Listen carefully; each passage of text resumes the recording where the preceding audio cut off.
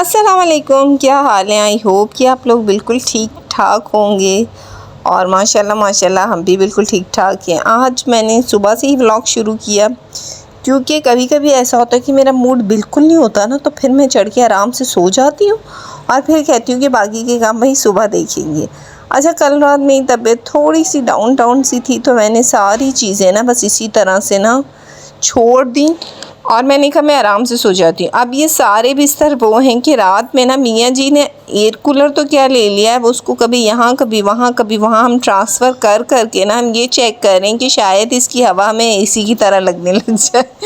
Seriously, अब अक्सर ये कहा जाता है कि एयर कूलर्स हमेशा रूम बंद में रखा करें, यहाँ रखा करें।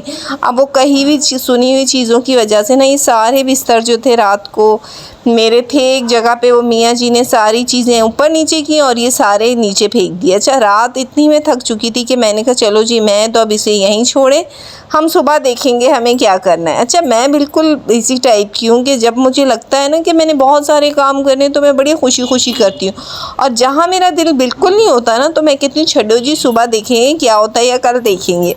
अच्छा, कोई भी चीज़ अपने ऊपर मुसल्लत कर लेना और मुसल्लत करने के बाद अपनी हालतें ख़राब कर लेना ना, ये भी एक बड़ी मुसीबत है और मैं इस मुसीबत से थोड़ी सी दूर रहती हूँ। आज मुझे थोड़ा सा शौक़ हो रहा था ना, जब मुझे शौक़ होता है ना फिर मैं घर को बड़ा चमकाती हूँ, हर कोने को हर जगह को।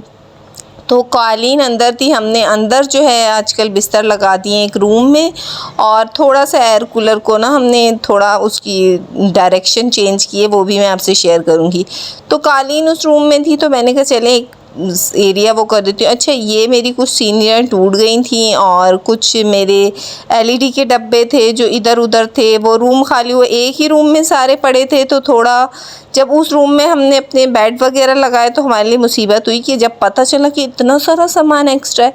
अच्छा, मुझे चीज़ें छुपाने में भी बड़ी आसानियाँ होती हैं। अक्सर लोग मेरा घर देख के कहते हैं वाह जी आपकी तो हर चीज़ इतनी क्लीन है।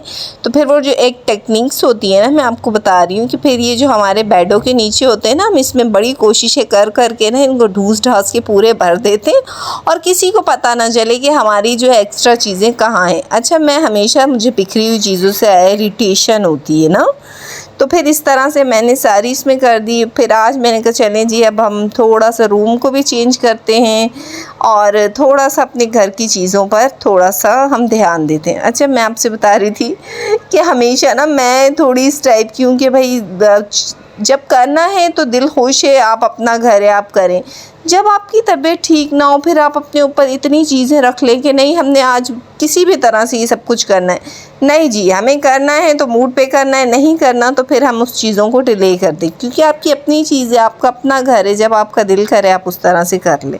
साथ साथ घर का भी मैंने सूरत हाल कुछ चेंज की, बेडशीट चेंज की। एयर कूलर हम लोगों ने यहाँ रख दिया, किसी ने हमें कहा कि विंडो से बाहर रखो।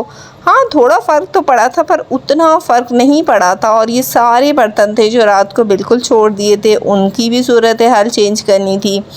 अब जो था मैं वहाँ से ना अपना बड़ा जो है ना संदूक नहीं लाई जिसमें अक्सर हम जो है बिस्तर वगैरह रखते हैं, और मैं ना लाने के बाद ना अब इतना पछता रही हूँ कि जब सारा सामान आ रहा था ना मैं ले आती तो कितना मज़ा था, क्योंकि मेरे सारे बिस्तर मैं वहाँ छोड़ आई। क्योंकि कहते हैं ना कि जो चीज़ जहाँ होती है वो उसी पे ही अच्छी लगती है, अगर वो बिस्तर होते तो मैं उस पर कर लेती। अब ये है कि मुझे थोड़ा सा वो ना अब मुझे ख़रीदनी पड़ेगी। फ़िलहाल तो अभी मैंने इनको जो है थोड़े ही बिस्तर में लाई हूँ ना, मैं अपनी कोई अभी तो वहाँ से यकीन करें कि मैं अपने सर्दियों का भी कोई सामान नहीं लाई, सारा वहीं पड़ा है। मैंने कहा अभी भाई अभी हमें जाने तो फिर बात की बाद में देखेंगे। साथ ही मैंने देखा कि बाहर हमें एकदम से इतनी आंधी और इतनी हम लोगों के पास इतनी शदीद गर्मी है ना अभी कि मैं आपकी ना वो आपको लफ्ज़ों में तो शेयर कर ही नहीं सकती ना, कि हम लोगों की हालत इतनी ख़राब हो गई है ना कि हमें पता ही नहीं चल रहा। फिर थोड़ी सी ताका झाकी नीचे से ही करनी पड़ती है क्योंकि मुझे पता नहीं चलता। अभी आपको माहौल से ही लग रहा होगा कि बड़ी आंधी वांधी आई, तो फिर मैंने कहा जी चले हम ऊपर जाके छत पे देख। नीचे तो सारा घर इस तरह है कि बस हमें थोड़ा देखना पड़ता है। 2 बूंदें बरसी थी और हमारी खुशी जो थी ना हमें बताने की तो थी नहीं, और उसके बाद फिर से दोबारा से गर्मी। मतलब सिंध वालों को इतना परेशान हुए हुए हम लोग, हमारे पास बारिशें भी नहीं हो रही और उस तरह से मौसम, क्योंकि मई में नहीं तो जून में तो हम लोगों के पास हो ही जाते हैं, पर इस दफ़ा जून भी गुजर गया, पता नहीं अब क्या होना है। चलें जी, मैंने आपसे कहा था ना कि मैंने बड़ा कुछ सोचा है कि मैं बकरा ईद दूँगी और बड़े यखनियों की पुलाव बनाऊँगी और बड़े सारे। तो आज मैं आपसे एक डिफरेंट सी रेसिपी शेयर कर रही हूँ।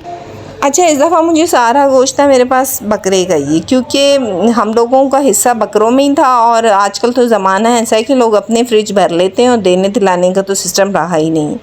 अच्छा, मेरा ये कॉन्सेप्ट होता है कि जब भी करती हूँ मैं उन लोगों को तो बिल्कुल नहीं देती जो लोग कुर्बानी करते हैं, और मैं अपने लिए भी यही कहती हूँ कि मुझे भी ना दे, इसीलिए फिर मुझे भी नहीं मिला। तो ये कुकर में मैंने नॉर्मली गोश्त रख दिया, उसमें ज़ीरा डाल दिया, ज़ीरे के साथ मैंने साबित मिर्ची डाल दी, साथ में मैं इसमें डाल रही हूँ दालचीनी। सीरियसली इतने मज़े का बना था और बिल्कुल आसान सी रेसिपी है, थोड़ा सा डिफरेंट है रेसिपीज़ में, लेकिन शक्ल में भी अच्छी और खाने में भी। साथ ही हम इसमें सौंफ भी डाल रहे हैं। अब मैं इसमें वो खड़े मसाले डालूँगी जो मैं पहले रेसिपीज़ में नहीं डालती, इसमें मेरे थोड़े डिफरेंट है। नमक मैंने इसमें डाल दिया। अच्छा, हम इसमें प्याज भी डालेंगे, 1 अदद आप इसमें प्याज भी डाल दें, और साथ में मैं इसमें प्याज अगर कुकर में डाल रहे हैं तो आप ना भी काटे तो डाल दें, लेकिन मैंने काट लिया था। साथ में मैं इसी तरह से लहसुन साबित ही इसमें डाल रही हूँ ना, थोड़ा सा वॉश कर लीजिएगा। और क्योंकि मैं इसकी यखनी को ड्राई करूँगी ना, पानी नहीं छोड़ूंगी, ड्राई करूँगी। साथ में मैंने इसमें कुटी हुई लाल मिर्ची पीसी हुई, धनिया अगर आपके पास साबित है तो डाल दें। मैंने इस दफ़ा सारा पीस लिया था तो मुझे घर में नहीं मिला, तो मैंने कहा चलो मैं पिसा हुआ ही डाल देती हूँ, इट्स ओके। अच्छा, साथ में अदरक भी हम इसी तरह से जितनी हमें चाहिए, तकरीबन आधा किलो मेरा गोश्त था और 3 पाव चावल में मैं इसको बना रही हूँ। तो ये इतने में मैंने इतना कुछ इसमें मसाला डाला है, और फिर इसके बाद कुकर को बंद करके आप आराम से अपने जो बचे कुचे काम है ना वो करें। अरे कुकर के भी बड़े मज़े के रोल हैं कि आपने जो जो काम करने हैं ना इसको लगा कि आप सुकून से, आपको पता है कि आपका काम हो रहा है और आप ना अपने एक्स्ट्रा काम करें। बच्चों ने शावर लिया था, गर्मी में बता रही हूँ ना कि हमारे पास बड़ी बुरी वाली गर्मी चल रही है, तो फिर बच्चे दिन में 2-2 बार 4-4 बार शावर ले रहे हैं, और फिर भी मियाँ जी कहते हैं नहीं जी हमारे बच्चों को सारा दिन नहलाओ। अब भाई बच्चे सारा दिन कितना नहाएंगे, मतलब बच्चे भी नहाने के बाद, अब गर्मी तो मौसम के साथ है ना, तो उसका तो कुछ भी नहीं हो सकता ना। साथ ही तकरीबन मेरी सीटी बच गई थी और ये मैंने तकरीबन आधा घंटा लगाया था, और इसके साथ ही मेरा गोश्त, मुझे लग रहा था, मेरा गोश्त नहीं मतलब बकरे का गोश्त गल चुका था। अच्छा, मैंने कहा मैं आपको खोल के भी दिखा दूं। इसकी जो थी सारा पानी ड्राई हो गया था, मुझे ड्राई करना था, और गोश्त इस तरह से बिल्कुल गल गया। तो थोड़ा थोड़ा सा पानी नीचे था जो कि मतलब मैंने छोड़ देना था, बाकी मैं ऊपर से इसका गोश्त ले लूँगी। अच्छा, साथ ही मैं आज बना रही हूँ यखनी पुलाव, जो कि बिना टमाटरों के, बिना चीज़ों के, आपको मैं इतना मज़े का बता रही हूँ कि आप बनाया करें। थोड़ी सी रेसिपीज़ आगे पीछे होती हैं, चीज़ें भी अच्छी हो जाती हैं, टेस्ट भी अच्छा आता है। साथ ही मैं चावल अब भिगो रही हूँ, पहले मैंने नहीं भिगोए थे। वैसे अगर आप इसको आधा घंटा 15 मिनट भिगो दें तो ये ज़्यादा मज़े के बनेंगे। अच्छा, जो आजकल ना थोड़ा सा मेरा है कि मैं ना थोड़े चावल शाम में बना लेती हूँ, क्योंकि दोपहर में आप कुछ भी बनाएं, और हम सब्ज़ी बनाते हैं भाई दोपहर में, तो इस बात में कोई शक नहीं है, क्योंकि गोश्त के साथ साथ सब्ज़ी भी इस्तेमाल करें। जितनी सब्ज़ियाँ हो सकती हैं वो खाया करें, एक टाइम तो खाया ही करें। फिर ये होता है सुबह नाश्ता स्किप कर दिया है दोपहर में, और फिर रात में आजकल ये रूटीन चल रही है। साथ ही मैं इसमें प्याज बड़ा 1 अदद, पहले मैंने कम डाला था, उसके बाद मैंने थोड़ा और डाला, क्योंकि थोड़ा बड़ा सा एक प्याज हो, उसको आपने अच्छे से ब्राउन कर लेना है।